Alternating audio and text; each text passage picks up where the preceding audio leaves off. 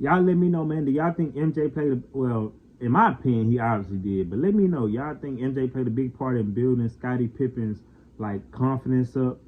What's good, YouTube? It's your boy Damo Love Sports, and we back again with another reaction video, man. And today, we got a good one for y'all boys, man. We got 7 reasons why the 96 Bulls are the best team of all time. You know? A lot of y'all agree with this statement. I'm finna see if I agree with this statement. Because to me, as of right now, I've never watched this video. But to me, as of right now, man, that Warriors team, y'all already know what I'm finna say, man. That Warriors team come close, man. But we finna solve that issue right now. You know what I'm saying? If you're new to the channel, go ahead, hit that subscribe button, man. If you love sports, this is the place for you. Make sure y'all smash that like button, man. That leg tie and that biscuit hit it with that Mike Tyson combo, man. Smash that like button for your boy, man. But without further ado, let's get right into this video, man. Yes, sir. There, able in midair to collect himself, go behind his back.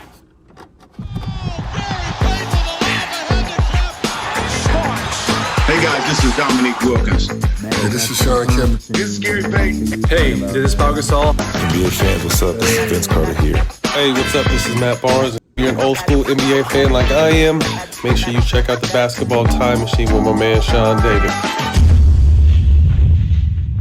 Hey folks, how's it going? Welcome back to the Basketball Time Machine. I'm your host, Sean David. I hope you're ready for your weekly dose of old school NBA basketball. Now, in today's episode, I want to talk about the 1996 Chicago Bulls and give you 7 reasons why I think that they are the best team that ever existed on this planet. But before we dive into that, I want to ask you guys for a small favor. If you're new to the show, please subscribe to the channel and also like the video if you enjoy the content. And I would say enough said. Now let's dive right into today's episode. Let's do it, let's do it.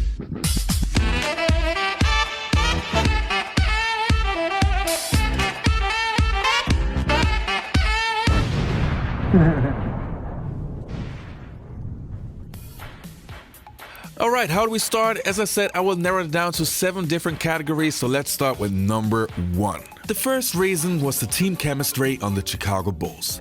Now, if you watch the Last Dance documentary, then you know that the 1996 Bulls also had their scuffles and sometimes in practice also had their incidents. Still, this is something which is totally normal in team sport. But all in all, this team was on a mission, and on the court you could really see that they had chemistry. The result was beautiful team basketball from player 1 to player 12. This team was also blessed with many great passers, if it was a Scottie Pippen or even a Luke Longley. Players with great court vision, they were perfectly suited for the triangle offense. But this is only one of the reasons why the 1996 Chicago Bulls were so great. Dennis Rodman brought a critical piece to the...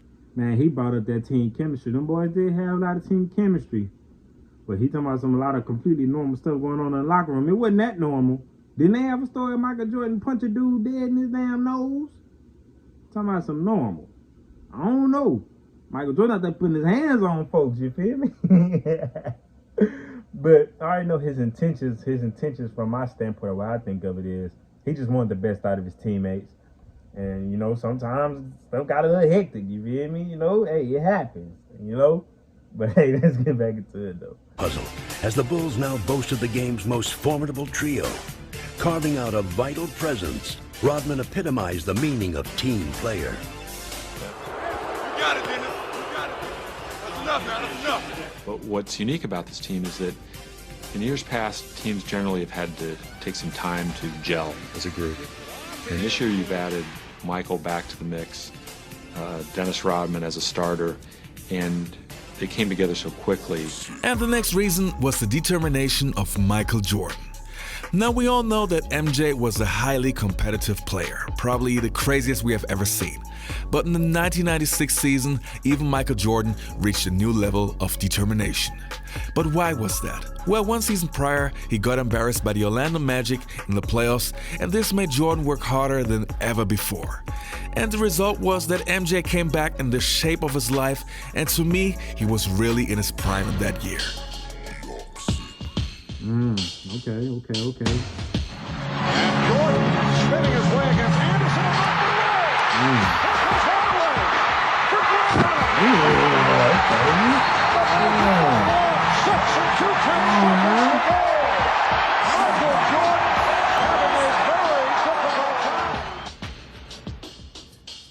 think it was all a challenge for the whole team. I mean, we all knew that it was a little bit of a failure from last season. Michael coming back, being his greatest player as he was at that time, he just wasn't up to par. He wasn't ready for a game situation.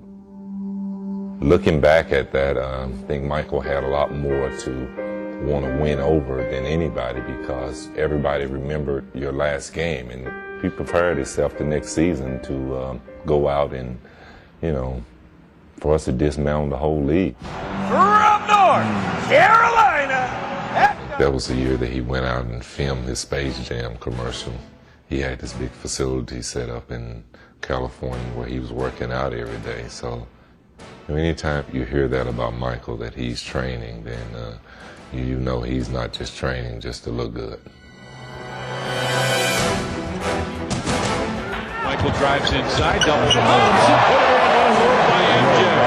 The bonus. Stripped by Jordan. Breakaway. MJ post up again. Julius. Oh, where did he go, Rex? They score here, Jim. They go up 5. Oh, man. Oh, my God. What a play. Another thing I want to touch up on, man, that's something that all of the NBA legends have in common, bro. Like, all of the greats, they all have in common that, bro, they were gym rats. You couldn't pay them boys to get up out the gym. You hear me? Kobe Bryant had this one story, man. He said his homeboy wanted to hang out with him. It was late at night. At first, he didn't want to do it, but he said, I'll do it. Then, after that, he said they went out, they came back. He said, bro, they came back to the hotel like 2, 3 o'clock in the morning. Kobe went to bro hotel door, knocked on his door like 5, 6. I could have got the times mixed up, but it was something like that, bro. It was something outrageous like that. He said, you made me hang out with you, now you finna come hang out with me. We finna come get in this gym, my boy. That's crazy work, man, but that mentality, bro, you couldn't pay them boys to get at the gym. That's why they was great, man. That's why they was great, for real. We have seen this man do some incredible things. But have you ever seen him do anything? And the next reason that I have on my list is defense. So this one right here is probably the one that gets mostly overlooked. But again, this could also easily be the biggest difference maker to all the other teams that are in the GOAT conversation.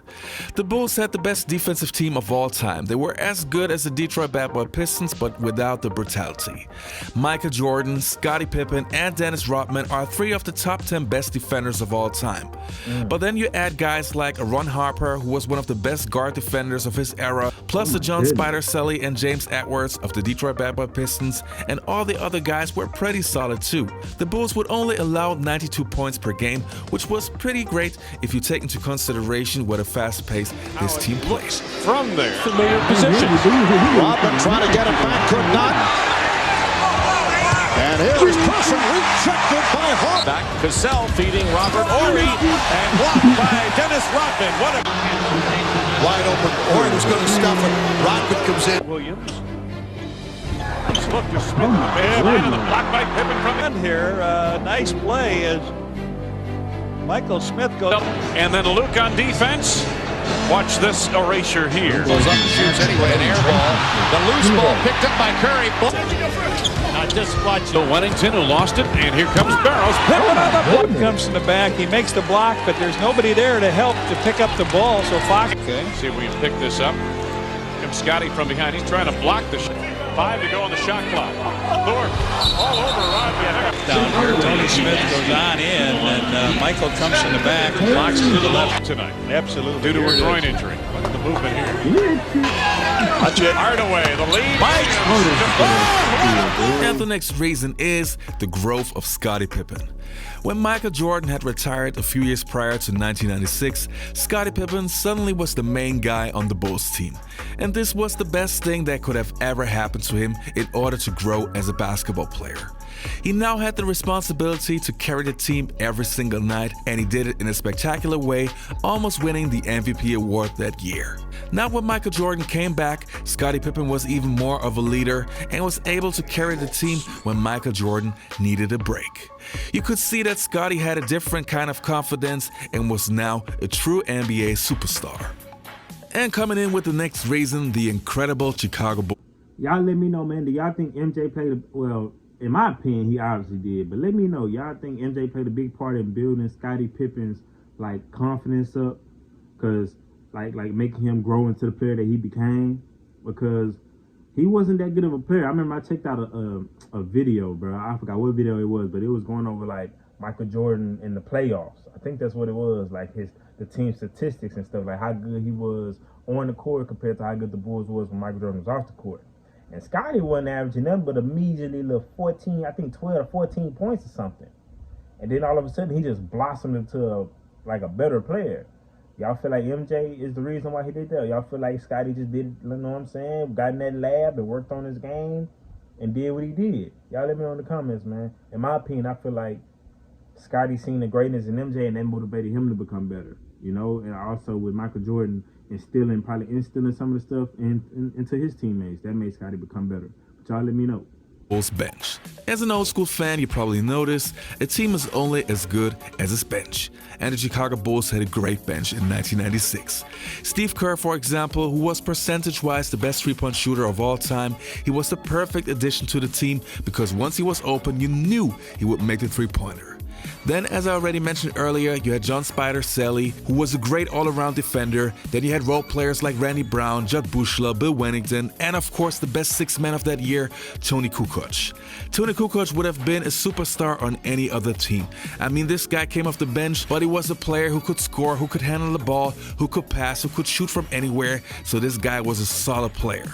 And not to mention, this guy was clutch as hell. And in his first season, he proved he was ready for playoff pressure. Kukoc for the win. Woo! Boy, wicked thing. He went on to play a key role in 3 Chicago championships in 1996 through 98, while picking up a 6th Man of the Year award along the way. We don't win without Tony.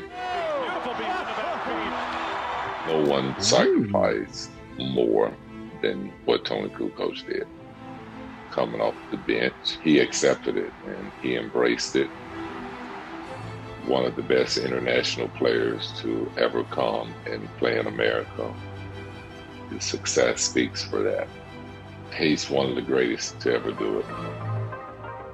You know, I wanted to give you guys 7 reasons, but I would have so many more. The durability of that roster, so many guys playing heavy minutes and being able to play 82 games. Then the basketball IQ on this team. The defensive flexibility, you had multiple guys who could guard position 1 to 3, the triangle offense, and so on. But now let's hear what some of the guys have to say that actually played in this era, and also some of the media guys who were around in those days. Scottie Pippen walking into the arena the other day runs into Paul Pabst from Dan Patrick's show. Yeah. Paul asks him, if your team from 96 played these Warriors, what would happen? And Scottie said, we would sweep them. The 96 Bulls would sweep the Warriors. Charles, what do you think? I disagree with Scottie. I think the Warriors would win 1 game. But it was. Damn. Hold on now. Hold on now. That boy say they would sweep them boys. I don't know about all that. I don't know about all that now. I don't know about all that sweeping mess. Will the Bulls win? Yeah, they maybe would, because you want to know why? Because they got Michael Jeffrey Jordan. But it'll definitely still be a good-ass matchup. I don't know about all that sweet talk. No, the reason why I feel like the Bulls may have the edge now that I think about it is because of their defensive prowess. They got a team full of people who defend. If they could find a way to slow down Steph, but then you got Clay. That's why I say, man, it's going to be a good match. Do I got the Bulls come out on top? Me, after watching this video, yeah, I do. Because, and the reason why I get on the edge is because I feel like the Bulls had a way better bench. The 96 Bulls had, that's where the separation come in at. It's when the bench get in the game.